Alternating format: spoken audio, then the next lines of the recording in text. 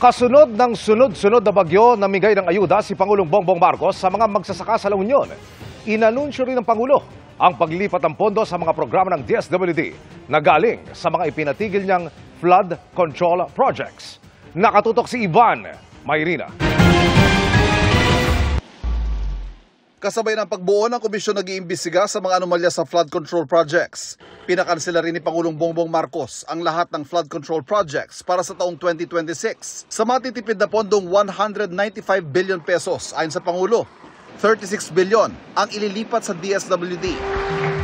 Inanunsyo ng Pangulo yan sa harap ng mga nakinabang sa Pantawid Pamilyang Pilipino Programa 4Ps na kinilala sa Malacanang kanina. Ilalaan natin sa mga programa ng DSWD.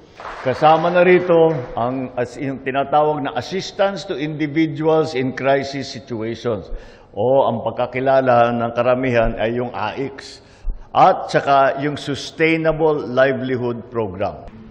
Bukod sa AICS, ilalaan din ang programa para sa mga dating rebelding nagbabalik loob sa pamahalaan. Palalawakin din daw ang 4Ps para mas marami ang makinabang.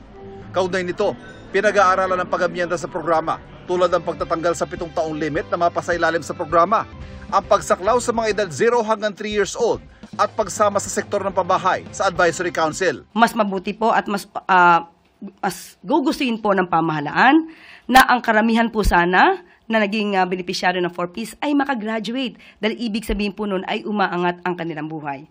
Bukod sa mga karaniwang ayuda tulad ng family food packs at health kits mula sa DSWD, namigay ang Pangulo ng tig 3,000 pesos sa fuel subsidy card sa halos 300 farmer beneficiaries sa La Union. May pinamahagi ring fertilizer at mga binhi. Kaya po, nakapag-savings po tayo dahil marami kaming nakita na project na hindi talaga tumutugon doon sa problema. At saka may mga ghost project pa, at saka yung pagkagawa.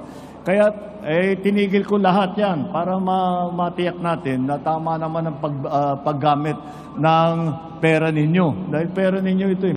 Para sa GMA Integrated News, Ivan Mayrina, nakatutok, 24 oras.